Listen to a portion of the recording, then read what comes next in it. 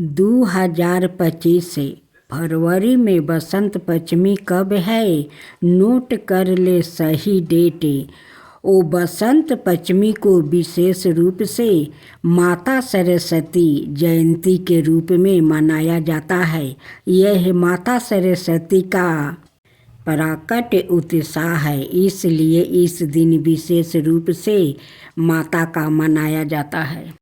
माघ मास के शुक्ल पक्ष की पंचमी तिथि को सरस्वती पूजा मनाई जाती है। इसी दिन से बसंत ऋतु की शुरुआत होती है। बसंत पंचमी को लेकर इस साल असमंस की तिथि है। इस साल पंचमी तिथि 2 फरवरी को सुबह 9:14 से शुरू हो रही है, जो 3 फरवरी को 6:52 तक रहेगी। उदय तिथि के अनुसार बसंत पंचमी 3 फरवरी को मनाई जाएगी। देश के कुछ हिस्सों में 2 फरवरी को तो कुछ हिस्सों में 3 फरवरी को बसंत पंचमी मनाई जाएगी। बसंत पंचमी का दिन माता सरस्वती को समर्पित है। इस दिन माँ सरस्वती की पूजा अर्चना की जाती है। माता सरस्वती को ज्ञान, संगीत, कला, विज्ञान और दिलीप कला की देवी माना जाता है। बसंत पंचमी का दिन सभी शुभ कार्यों के लिए उपयोगित माना जाता है। इसी कारण से बसंत पंचमी का दिन अबूझ मुहूर्त के नाम से प्रसिद्ध है और नवीन कार्यों की शुरुआत के लिए उत्तम माना जाता है। बसंत पंचमी को विशेष रूप से माता सरस्वती जयंती के रूप में मनाया जाता है। यह माता सरस्वती का प्रकट उत्साह है, इसलिए इस दिन विशेष रूप से माता सरस्वती की पूजा उपासना कर उनसे विद्या वृद्धि प्राप्ति की कामना की जाती है। विद्यार्थियों के लिए बसंत पंचमी का त्योहार विशेष होता है। पूजा विधि: प्रातः काल स्नान कर पूजा स्थल पर एक चौकी पर पीला वस्त्र बिछाए, उस पर माँ सरस्वती का चित्र या प्रतिमा स्थापित करें। इसके बाद कलश, भगवान गणेश और नवग्रहों पूजन करें। माँ सरस्वती की पूजा करें। मिष्टान का भोग लगाकर आरती करें।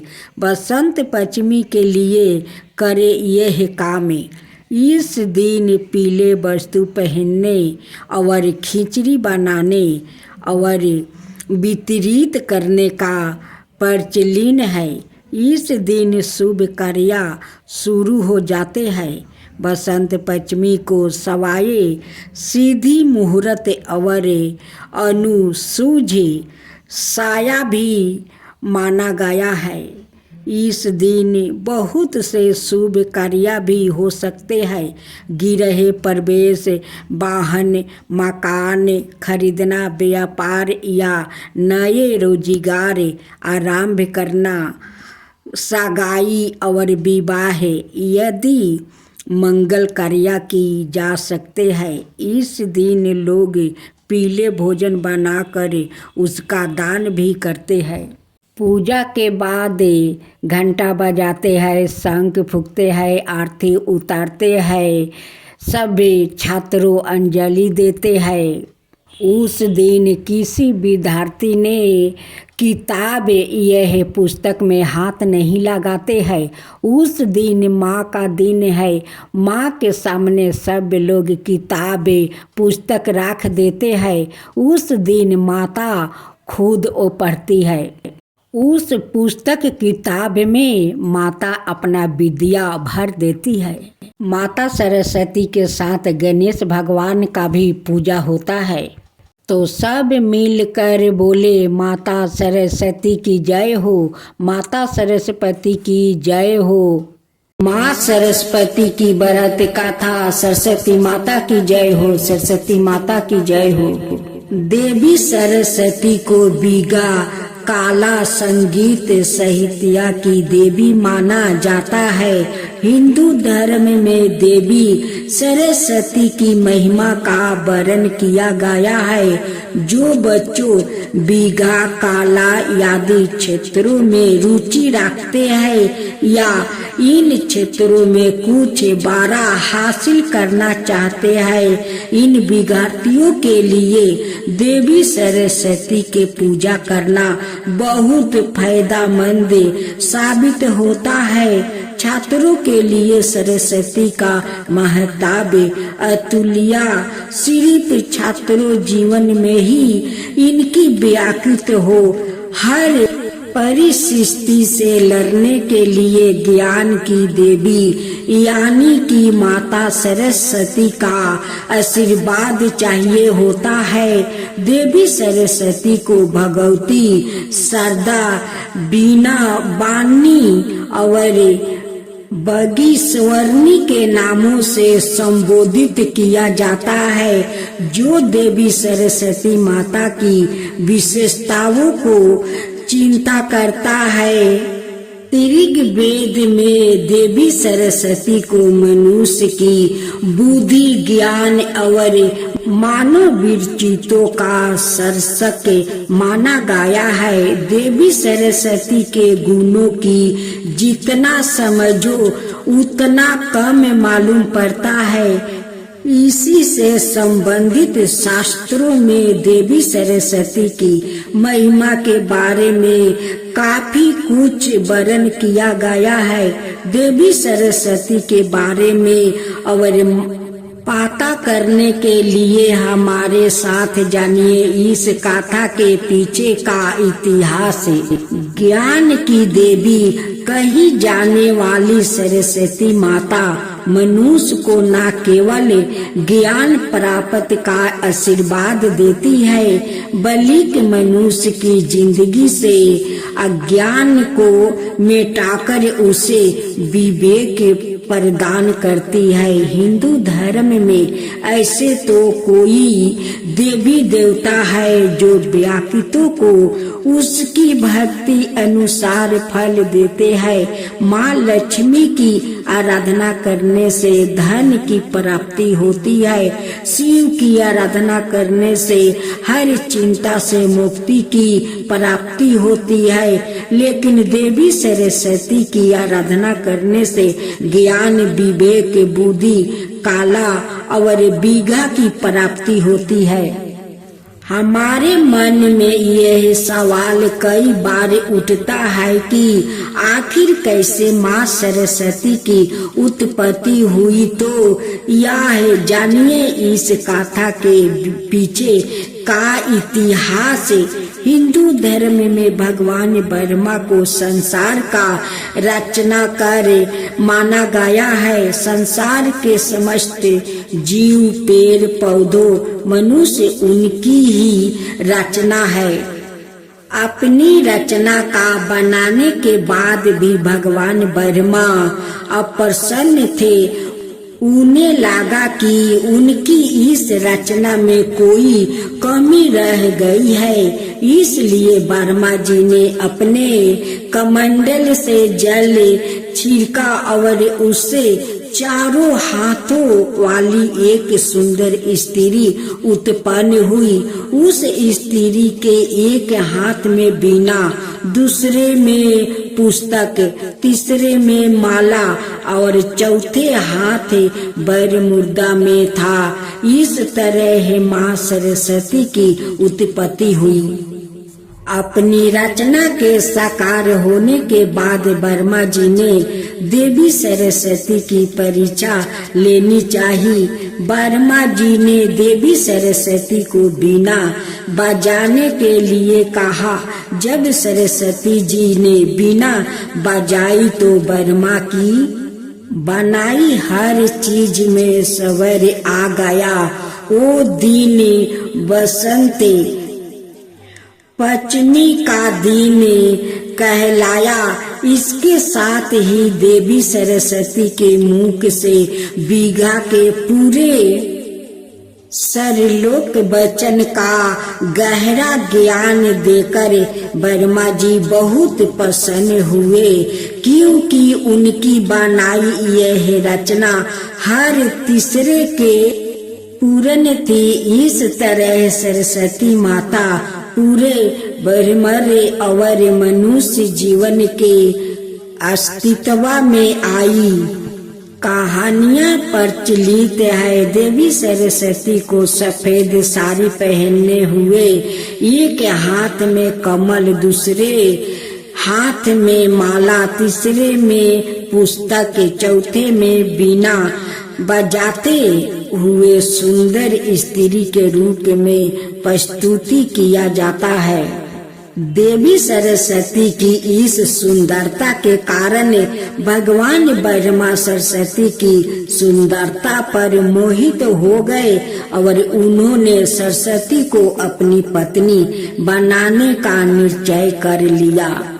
लेकिन सरस्वती ब्रह्मा को अपना पिता मानती थी, क्योंकि ब्रह्मा ने ही सरस्वती की रचना की थी। इसलिए वो भगवान ब्रह्मा से शादी नहीं करना चाहती थी। ब्रह्मा की दृष्टि से छुपने के लिए सरस्वती ने चारों दिशाओं में छुपने का प्रयास किया, पर वो भी सफल ना रहा। इसलिए सरस्वती ने स्वर्ग में छिपने का निश्चय किया, पर वहाँ भी भगवान ब्रह्मा आ धमके और देवी सरस्वती को विवश होकर अपने ही पिता से शादी करनी पड़ी। देवी सरस्वती और ब्रह्मा के मिलने से स्वयंभू नाम के बालक का जन्म हुआ, जो मानव जगत का चक्र आरंभ हुआ। हिंदू धर्म की कथाओं की माने तो अपनी ही बेटी से शादी करने के कारण भगवान ब्रह्मा की सभी देवताओं ने बहुत आलोचना की और ब्रह्मा को उनके किए की सजा देने के लिए सभी देवताओं मिलकर भगवान शिव के पास गए और ब्रह्मा को सजा देने के लिए कहा।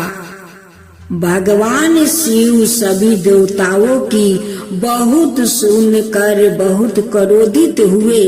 इसलिए शिव ने ब्रह्मा के 5वें सिर को उसके धड़ से अलग कर दिया। दूसरी कथा की माने तो भगवान ब्रह्मा का 5वां सिर हमेशा बुरी बातों से भरा रहता था, इसलिए शिव ने ऐसे सिर को खत्म करना ही उचित समझा।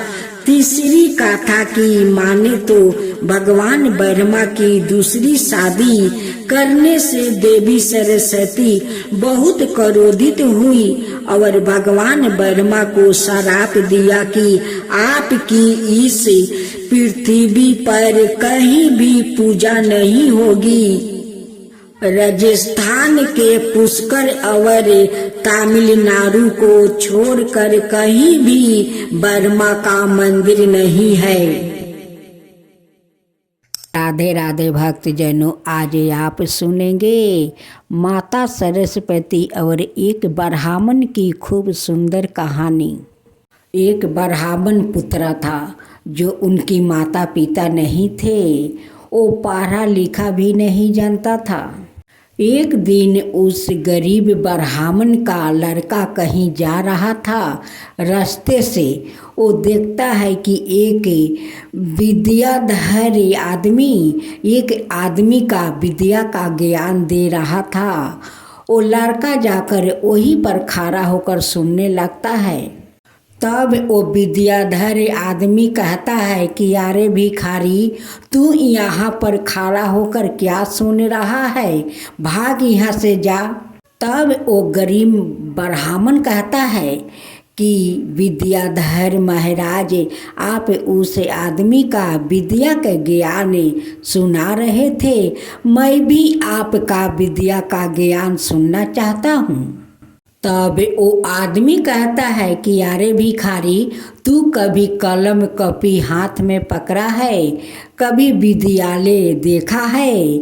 वो लड़का कहता है कि नहीं महाराज, मैं कभी विद्यालय नहीं देखा और नहीं कभी कलम कॉपी हाथ में पकड़ा, क्योंकि मेरे माता पिता तो बचपन में गुजर गए थे, तो मैं कहाँ से कलम और कॉपी हाथ में पकड़ सकूं। उस आदमी उस गरीब ब्राह्मण पर गुस्सा हो जाता है और कहता है कि यहाँ से जाता है, क्या तुझे धक्का देकर यहाँ से खदेड़ूं? फिर वो गरीब लड़का कहता है कि महाराज, मैं तो आपसे प्यार से बात करता हूँ, आप तो मुझ पर इतना क्रोध क्यों होते हैं? फिर वहाँ से ब्राह्मण लड़का चल देते हैं। रास्ते में उन्हें ब्रह्मा देव मिल जाते हैं। ब्रह्मा देव कहते हैं कि बेटा, तुम कहाँ जा रहे हो? वो लड़का कहते हैं कि आप इतना सम्मान से क्यों बात कर रहे हैं? मैं तो एक गरीब भिखारी हूँ, भिक्षा मांग कर अपना पेट भरता हूँ, आप मुझे क्यों बेटा कहकर बुलाते हैं? आप भी मुझे डांटिए, आप भी मुझे अपमान कीजिए। ब्रह्मा देव कहते हैं कि क्यों बेटा, तुम ऐसे बात क्यों बोल रहे हो? तब वो गरीब ब्राह्मण का लड़का कहता है कि महाराज, वहाँ पर एक विद्याधर आदमी किसी को विद्या का ज्ञान दे रहा था। मैं खड़ा होकर सुन रहा था। मैं भी विद्या का ज्ञान सुनना चाहता था, लेकिन वो आदमी मुझे बहुत अपमान किया। ब्रह्मा देव कहते हैं कि तुम विद्या सीखना चाहते हो? वो लड़का कहता है कि मैं तो भिखारी हूँ, भिक्षा मांग कर पेट भर लेता हूँ, तो मैं कैसे विद्या सीख सकता हूँ? ब्रह्मा देव उस ब्राह्मण गरीब को अपना साथ ले जाते हैं, जहाँ माता सरस्वती सारे बच्चों को वो ज्ञान दे रही थी, विद्या सिखा रही थी। वहीं पर ब्रह्मा देव ले जाते हैं या कहते हैं कि बेटा, यहाँ पर बैठो और तुम माता सरस्वती का विद्या को ध्यान दो। माता सरस्वती वो सारे बच्चों को जितना विद्या वो सिखा रही थी, वो सारी विद्या उस गरीब ब्राह्मण का मुख से निकल रहा था। अब तो सारे बच्चों कहने लगे कि हम लोग इतना सुंदर बोल नहीं पाते, ये गरीब ब्राह्मण कैसे बोल लेता है। एक लड़का आता है और कहता है कि अरे भिखारी, तू यहाँ क्या सीख रहा है? यहाँ से जा, हम लोग तो विद्या सीख रहे हैं। वो गरीब लड़का कहता है कि मैं भी विद्या सीख रहा हूँ।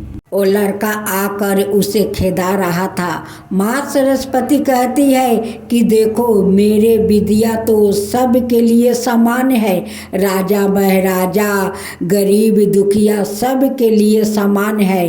अब मैं सभी के विद्या सिखा सकती हूँ, दे सकती हूँ, मेरे विद्या सब के लिए है।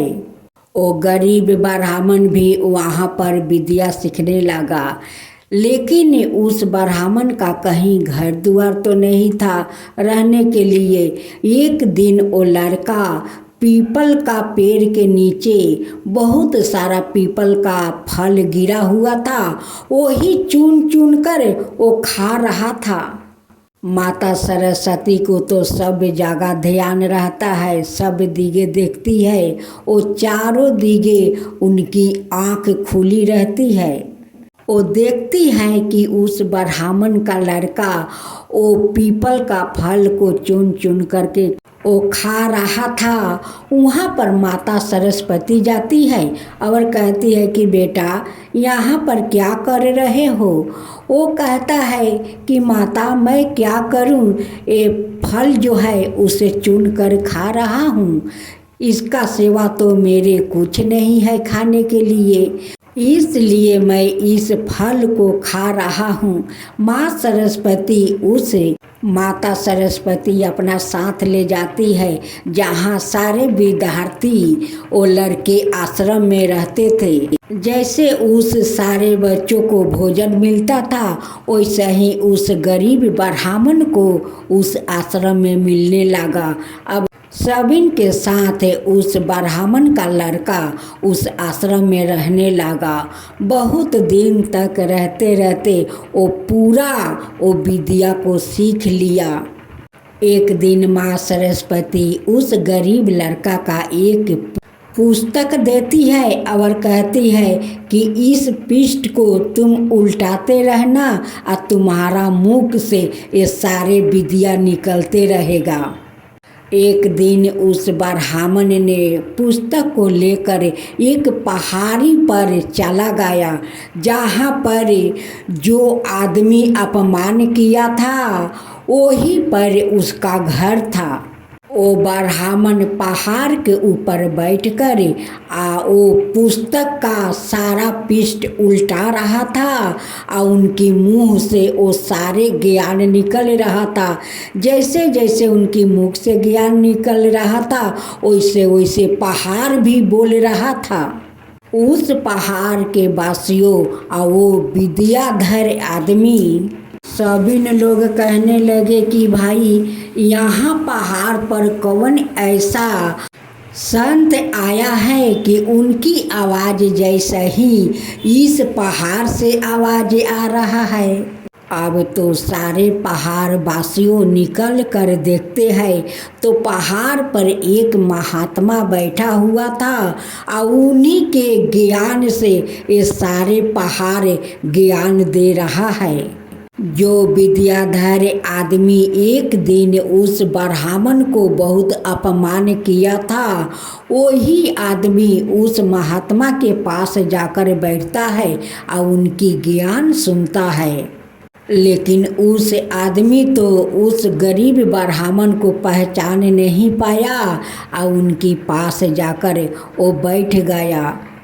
लेकिन वो ब्राह्मण तो उस आदमी को पहचान गया था कि यही आदमी तो एक दिन मुझे बहुत अपमान किया था इसी विद्या का 2 अक्षर सुनने के लिए। लेकिन उस गरीब ब्राह्मण का मन में कोई छल कपट नहीं था और नहीं कोई क्रोध था और नहीं किसी को बात को उनकी मन में दुख था।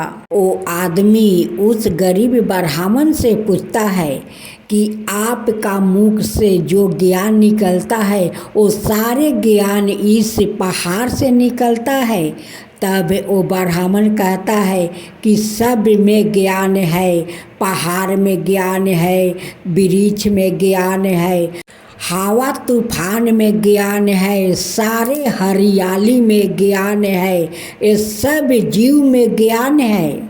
उस आदमी उस गरीब ब्राह्मण से पूछता है कि आपका इतना सुंदर ज्ञान कहाँ से मिला है।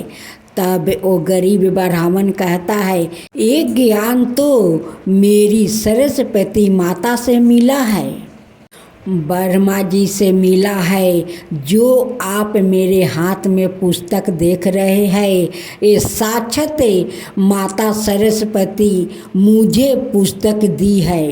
तब वो आदमी कहता है कि आपको सौभाग्य कैसे मिला कि सरस्वती माता आपको खुद ये पुस्तक दी है। तब वो गरीब ब्राह्मण अपना कहानी सुनाने लगा कि एक दिन मैं रास्ते से जा रहा था, एक विद्याधर आदमी किसी को वो विद्या सुना रहा था। मैं खड़ा होकर 2 अक्षर सुन रहा था, उसी के कारण वो आदमी मुझे बहुत अपमान किया, ना जाने मुझे क्या क्या सुना दिया। तब मैं रास्ता जा रहा था तो रास्ते में ब्रह्मा देव जी मिले। वो मुझे देखा और पूछा कि बेटा कहाँ जा रहे हो। तो मैं उनसे कहा कि आप इतना सम्मान से क्यों आप बात कर रहे हैं, आप क्यों मुझे बेटा कहकर बुला रहे हैं, आप भी अपमान कीजिए।